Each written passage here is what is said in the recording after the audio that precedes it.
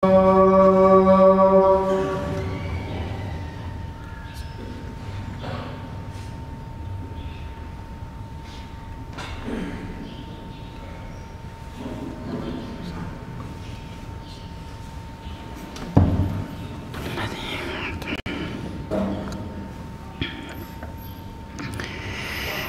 الحمد لله نحمده تعالى ونستعينه ونستغفره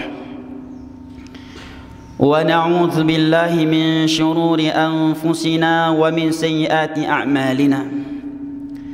من يهده الله فلا مضل له ومن يضلل فلا هادي له.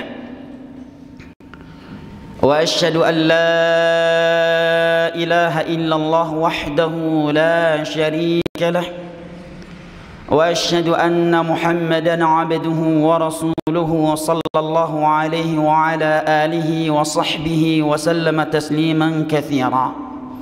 عباد الله، أوصي نفسي وإياكم بتقوى الله، فقد فاز المتقون. يقول ربنا جل وعلا في كتابه الكريم: يا آمنوا اتقوا الله حق تقاته ولا تموتن إلا وأنتم مسلمون. ويقول ربنا جل جلاله: يا أيها الناس اتقوا ربكم الذي خلقكم من نفس واحدة وخلق منها زوجها وبث منهما رجالا كثيرا ونساء واتقوا الله الذي تساءلون به والأرحام إن الله كان عليكم رقيبا. وقال الله جل وعز: يا أيها الذين آمنوا اتقوا الله وقولوا قولا سديدا يصلح لكم أعمالكم ويغفر لكم ذنوبكم ومن يطع الله ورسوله فقد فاز فوزا عظيما. أما بعد، فإن أصدق الحديث كلام الله، وخير الهدي هدي محمد صلى الله عليه وسلم، وشر الأمور محدثاتها، فإن كل محدثة بدعة وكل بدعة ضلالة وكل ضلالة في النار. أعاذني الله وإياكم من النار. عباد الله, sidang salat Jum'ah yang saya cintai dan muliakan, rahimani Allah wa iyyakum. Sesungguhnya diutusnya Nabi sallallahu alaihi wasallam, Nabi tercinta kita Muhammad sallallahu alaihi wasallam oleh Allah kepada umat manusia, merupakan nikmat dan anugerah yang sangat besar dari Allah Jalla wa Ala.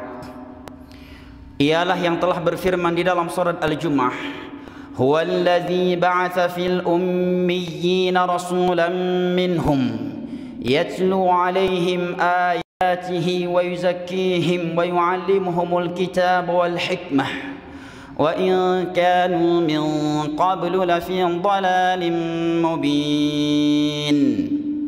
Ialah yang telah mengutus seorang Rasul di tengah-tengah ummiyin,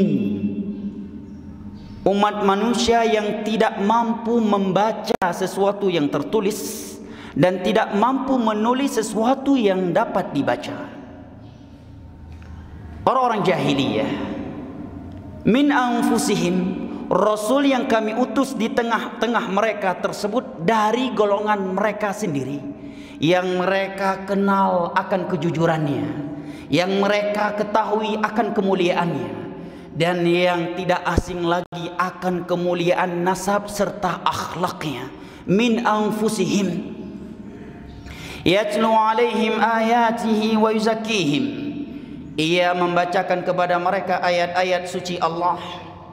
Wa yuzakkihim, akan membersihkan mereka dari berbagai akidah-akidah yang rusak, akidah-akidah yang kotor, dan berbagai khurafat serta maksiat. wa yu'allimuhumul kitab wal hikmah. Rasul tersebut akan mengajarkan kepada mereka isi Al-Quran dan akan mengajarkan kepada mereka hikmah wahyu yang Allah turunkan kepadanya selain Al-Quran. Wa in kanu min qablu lafi dhalalin mubin. Sedangkan mereka sebelum datangnya Nabi dan Rasul tersebut berada di dalam kesesatan yang nyata. Ibadallah, datangnya Nabi Muhammad SAW sebagai Rasul dan Nabi Allah adalah anugerah besar untuk umat manusia ini. Bagaimana tidak? Allah Jalla wa'ala berfirman, laqad ja'akum rasulun min anfusikum azizun 'alaihi ma 'anittum harisun 'alaikum bil mu'minina raufur rahim. Dalam surat At-Taubah ayat terakhir. Sungguh telah datang kepada kalian seorang rasul min anfusikum, dari golongan kalian wahai orang Arab, yang kalian ketahui keluarga besarnya, nasabnya, nenek moyangnya, keluhuran akhlaknya, amanahnya, kejujurannya, dan kesempurnaan yang lain pada dirinya. Azizun 'alaihi ma 'anittum, dia akan merasa berat, tidak tenang hidupnya jika ada sesuatu yang menimpa kalian, memberatkan kalian.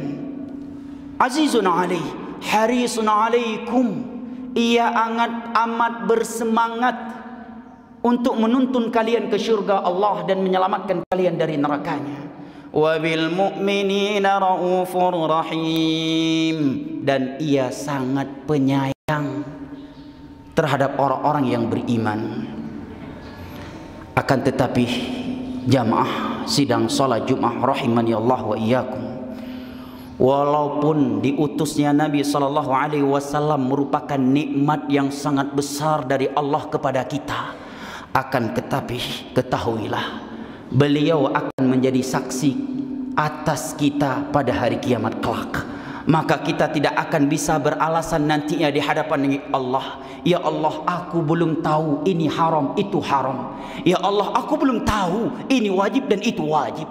Karena Nabi yang akan bersaksi dan akan berkata, laqad ballaq, aku telah menyampaikannya ya Allah. Di dalam surat Al-Muzammil, Allah Jalla wa'ala berfirman menerangkan hal ini dengan firman-Nya, inna arsalna ilaikum rasulan syahidan alaikum kama arsalna ila fir'auna rasula fa'asa fir'auna ar-rasula fa'akhadnahu akhdan wabila. Sungguh kami telah mengutus kepada kalian seorang rasul syahidan alaikum, ia yang akan menjadi saksi atas kalian pada hari kiamat. Bagaimana perasaan Anda jika dikatakan kepada Anda yang akan menjadi saksi dia dalam persidangan Anda nantinya adalah ulama fulan, adalah si fulan yang terkenal kejujurannya, yang akan bersikap jujur, tidak akan menerima sogokan, yang tidak bisa dipermainkan, tidak bisa ditekan untuk memberikan pembelaan terhadap kita yang sedang berbuat kesalahan dan dituntut karenanya. Pasti kita akan gemetaran, kita akan ketakutan, karena yang akan menjadi saksi di persidangan kita adalah orang yang tidak bisa kita sogok, orang yang tidak bisa kita suap, orang yang tidak bisa kita takut-takuti sehingga dia mau membela kita. Lalu bagaimana perasaan kita tatkala kita mendengar firman Allah di atas, inna arsalna ilaikum rasulan syahidan alaikum, sesungguhnya kami telah mengutus seorang rasul syahidan alaikum, yang akan menjadi saksi atas kalian pada hari kiamat. Tatkala Allah mengatakan, wahai hambaku, kenapa engkau bermaksiat kepadaku dengan maksiat ini dan maksiat itu? Kenapa engkau meninggalkan perintahku ini dan perintahku itu? Maka kita tidak akan mampu berkata, ya Allah, aku belum tahu. Ya Allah, aku belum tahu itu haram, aku belum tahu itu wajib. Maka Nabi akan menyatakan, ya Rabb, laqad ballagh, ya Allah, aku telah sampaikan, Aku bersaksi ya Allah, aku sudah sampaikan yang ini wajib, yang ini wajib, dan aku telah sampaikan kepada mereka yang ini haram, yang ini haram, tetapi memang mereka tidak mau mengamalkannya, tetapi mereka yang memang suka membangkang dan tidak taat kepadaku. Syahidan alaikum, Nabi Muhammad akan menjadi saksi atas kalian. Kalau saksi di dunia, mampu kita takut-takuti dengan senjata yang kita miliki. Kita ancam nyawanya, kita ancam anggota keluarganya, mungkin dia akan membela kita di persidangan. Kita mampu menakut-nakuti, menindas dan mengintimidasi dia dengan tahta dan power yang kita miliki. Mungkin kita mampu menyuap dia dengan harta kita agar dia membela dan membenarkan kita yang salah. Tetapi ingat, yang akan menjadi saksi atas kita di persidangan Allah di hari kiamat, di sebuah persidangan yang setiap kita akan menghadap kepada Allah abda sebagai seorang hamba sahaya.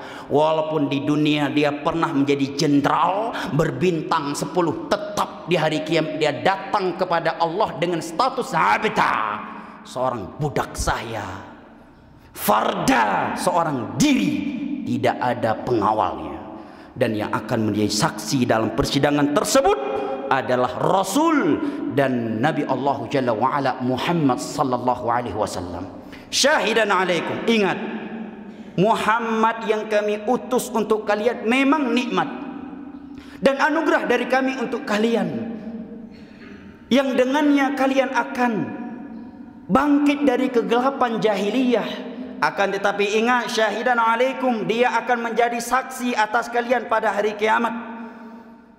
Maka tiada yang mampu beralasan, aku belum tahu suap menyuap itu haram ya Allah, aku belum tahu zina itu haram, aku belum tahu riba itu haram, aku belum tahu ini wajib dan itu yang wajib. Syahidan alaikum, Nabi yang akan bersaksi, ya Allah telah aku sampaikan 23 tahun aku menjadi Nabi dan Rasulmu, semua perintah-perintahmu, aturanmu telah aku sampaikan kepada mereka. Tetapi karena mereka memang budak-budak dunia, mereka tidak peduli terhadap aturanmu ya Allah.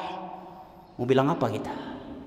Di dunia mungkin kita bisa memelototi dan kita takut-takuti saksi kita dengan bola mata kita, dengan senjata kita, dengan uang kita, tahta kita. Tetapi yang akan menjadi saksi di persidangan Allah atas kita pada hari kiamat nanti adalah Rasulullah sallallahu alaihi wasallam, adalah Nabi Muhammad sallallahu alaihi wasallam. Kama arsalna ila fir'auna rasula, sebagaimana kami telah mengutus seorang rasul kepada Fir'aun, yaitu Musa alaihi salam.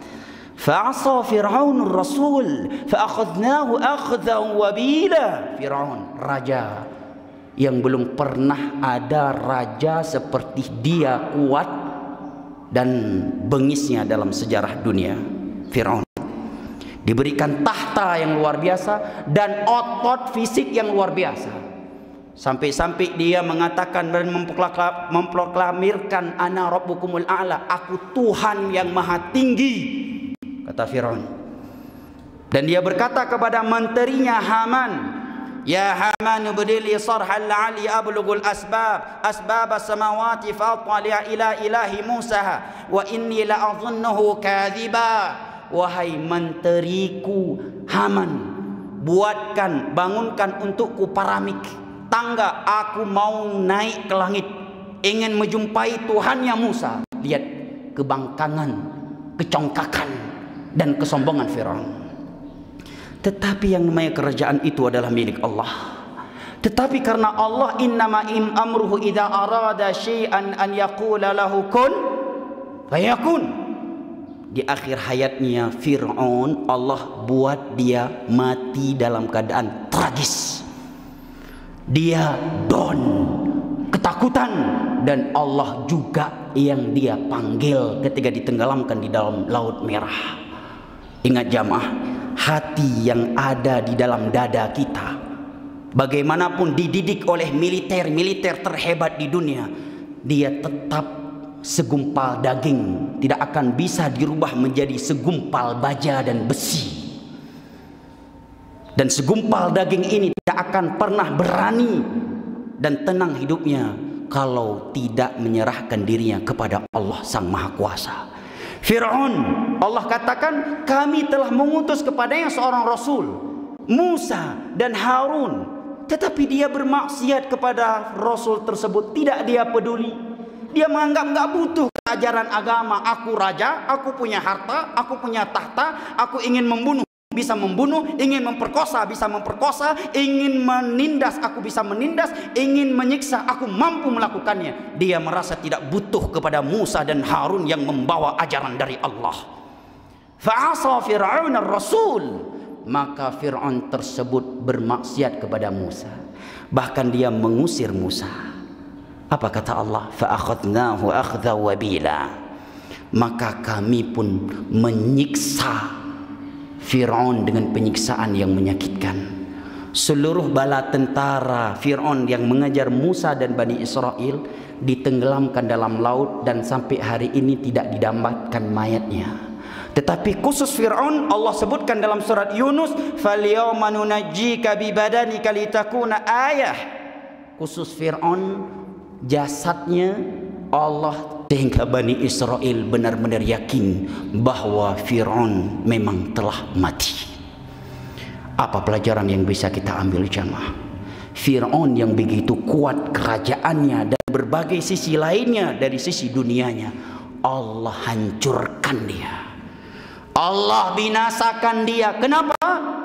Karena bermaksiat kepada Rasul yang Allah utuskan. Apalagi kita yang tidak memiliki kerajaan yang sekuat itu.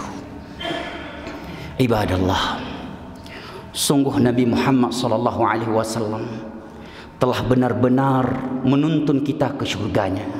Maka tiada sesuatu kebaikan yang dapat menyampaikan kita ke surga Allah melainkan beliau telah menyampaikannya. Dan tiada suatu jalan yang dapat menyeretkan kita ke dalam neraka Allah melainkan beliau telah memperingatkan kita darinya. Di dalam sebuah hadis yang diriwayatkan oleh Imam Muslim dari Jabir bin Abdullah radhiyallahu anhuma, Nabi sallallahu alaihi wasallam bersabda, "Mathali wa mathalil awqadi nara, faja'ala al-janadib wal farash yaqa'na fiha wa huwa yadhubbuhunna anha wa ana akhidun bihujazikum wa antum tuflituna min yadai." Perumpamaan aku dengan kalian, sebelumnya jamaah yang dimuliakan Allah, saya berharap kepada jamaah sekalian untuk benar-benar merenungi hadis Nabi berikut ini dengan hati yang ikhlas dan cinta kepada beliau. Karena demi Allah, sabda beliau ini merupakan sindiran yang sangat pedas dan sangat tajam untuk kita umatnya yang penuh maksiat ini. Apa kata beliau?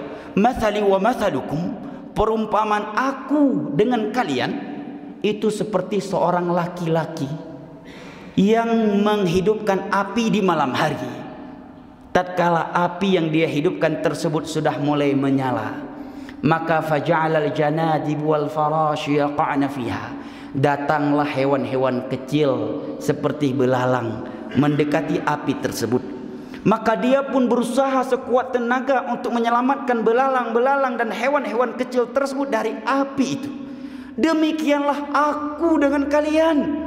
Ana akhidum bihujazikum, aku pegang erat-erat pinggang kalian agar tidak terjerumus ke dalam neraka Allah. Wa antum tuflituna min yadai, tetapi kalian sendiri yang melepaskan kedua tanganku yang sedang menggenggam pinggang kalian agar tidak jatuh ke dalam neraka. Ibadallah, tidakkah kita merasa bersalah? Tidakkah kita merasa durhaka kepada Nabi Muhammad setelah kita mendengarkan sabda beliau ini? Bagaimana menurut Anda apabila Anda melihat seorang anak yang pinggangnya dipegang oleh ibunya, kemudian ibunya menyatakan, "Nak, jangan kamu berangkat, nak. Nak, jangan ke situ, nak. Nak, jangan lakukan itu, nak. Nak, jangan tinggalkan ibu sendirian, nak." Dan ibu tersebut sambil memegang pinggang anaknya tersebut, tetapi anak tersebut mengabaikannya dan pergi meninggalkan ibunya begitu saja. Bukankah kita akan mengatakan ini anak yang sangat durjana dan durhaka? Tetapi pernahkah kita berpikir bahwa kita telah melakukan hal yang sama kepada Nabi Muhammad SAW? Betapa banyak perintah-perintah yang beliau perintahkan kita abaikan, dan betapa banyak larangan-larangan Allah yang telah beliau sampaikan kita melanggarnya. Ana akhidum, aku pegang pinggang kalian erat-erat, tetapi kalian rela melepaskannya. Jamaah dimuliakan Allah, Nabi mengatakan aku pegang pinggang kalian. Nabi tidak mengatakan aku pegang tangan atau leher kalian, karena pegangan yang paling kuat itu di pinggang. Maka kita lihat kalau ada orang yang berboncengan di atas motor, kalau dia khawatir jatuh, maka yang dia pegang adalah pinggang yang di depannya. Tidak pernah kita melihat orang yang dibonceng di atas motor karena motor ya sedang dibalap dan dia takut jatuh, dia pegang leher yang bawa motor. Nggak ada. Pasti yang dia pegang adalah pinggangnya. Begitu juga ketika tarik tambang, pinggang yang kita pegang. Demikianlah Nabi mengumpamakan keseriusan dan kesempurnaan dakwah beliau untuk kita umatnya, agar kita selamat dari nerakanya dan menuju surganya. Ibadallah, di antara bukti dan hakikat cinta seorang muslim terhadap Nabi Muhammad SAW adalah dia tidak beribadah kecuali sesuai dengan tuntunan beliau, dari sisi cara, waktu, tempat, jenis dan nominalitasnya. Karena Nabi bersabda di dalam hadis yang diriwayatkan oleh Imam Muslim dari Aisyah radhiyallahu anha, "Man 'amila 'amalan laisa 'alaihi amruna fahuwa radd." Barang siapa yang melakukan suatu amalan yang tiada perintah dari kami, maka amalan tersebut tertolak.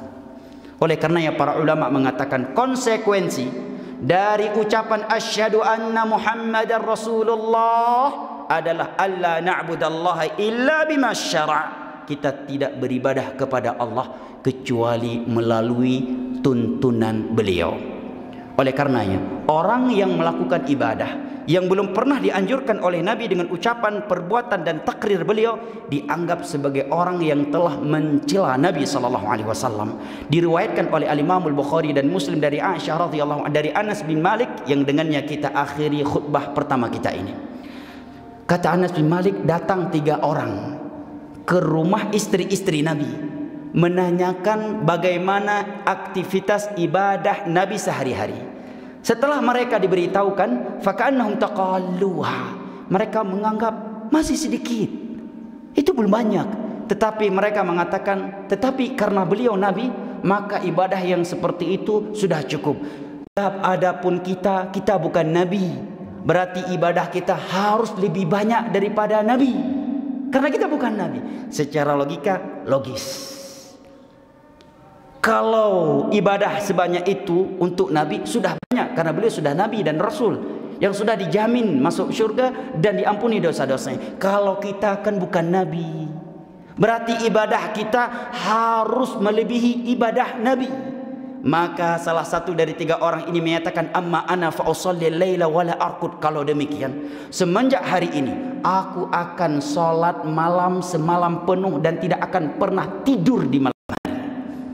Baik, bukan? Sholat bagus, sholat malam dianjurkan secara umum. Yang kedua menyatakan, amma ana fa asumud dahr wala aftir. Aku akan berpuasa setiap hari sepanjang tahun, tidak akan ada satu hari yang aku tidak berpuasa. Padahal puasa yang paling afdol dalam Islam adalah puasa Daud, sehari puasa, sehari berbuka.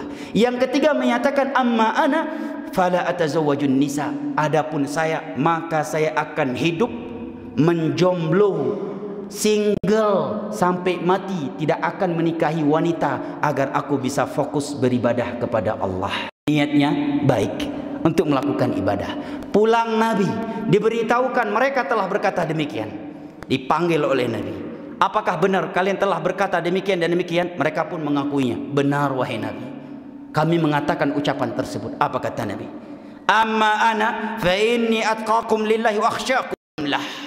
Aku lebih bertakwa kepada Allah daripada kalian, kata Nabi, dan aku lebih takut kepada Allah daripada kalian. Tetapi aku tidak sholat semalam penuh, aku juga tidur di malam hari. Aku menikahi wanita, dan aku berpuasa di sebagian hari dan berbuka di sebagian hari yang lainnya. Tidak berpuasa sepanjang tahun. Kenapa kalian ingin melakukannya? Sedangkan aku sendiri tidak melakukannya. Maka setelah itu Nabi memberikan peringatan kepada mereka secara khusus dan umatnya secara umum. Faman raghiba an sunnati falaysa minni. Barang siapa yang membenci sunnahku, maka dia bukan dari umatku. Menunjukkan bahwa melakukan ibadah yang belum pernah dianjurkan oleh Nabi, mengalahkan ibadah Nabi, itu justru bukti kebencian seseorang terhadap sunnah Nabi. Karena seakan-akan dia mengesankan dirinya lebih sempurna dalam beribadah kepada Allah daripada Nabi dan para sahabatnya. Oleh karenanya Abdullah bin Mas'ud, sahabat yang mulia, menyatakan al-iqtisadu fi sunnah khair minal ijtihadi fil bidah. Sederhana dalam beribadah tetapi sesuai dengan sunnah Nabi itu jauh lebih baik daripada bersungguh-sungguh beribadah dengan banyak tetapi dengan cara bid'ah yang tiada tuntunan dari Nabi sallallahu alaihi wasallam. Aqulu qawli hadha wa astaghfirullah wa atubu ilaih fastaghfiruhu wa tubu ilaih innahu huwat tawwabul ghafur. Barakallahu li wa lakum fil Qur'anil azim wa nafa'ani wa iyyakum bima fihi minal ayati wadh-dhikril hakim. Innahu huwas samiul alim.